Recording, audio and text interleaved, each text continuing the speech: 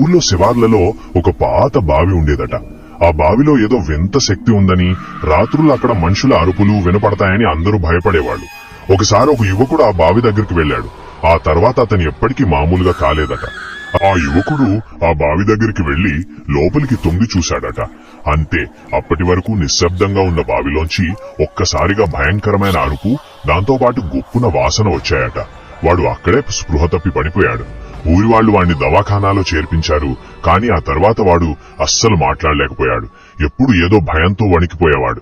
వాడి కళ్లల్లో ఏదో వింత మిస్టరీ కనిపించేదట. వాడిని కాపాడడానికి చాలా మంది వచ్చారు.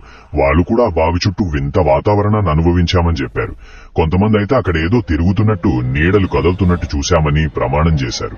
ఆ యువకుడు మాట్లాడలేకపోయినా ఎప్పటికీ భయంతో వణికిపోతూనే ఉండేవాడు. రాత్రులు నిద్రలో అరిచేవాడట. ఆ ఊరు వాళ్లు దాన్ని ఎప్పటి నుండి శాపగ్రస్తమైన బావిగా పరిగణించారు. కథ పూర్తిగా ముగిసింది. ఎలా ఉంది? మరో కథ కావాలా?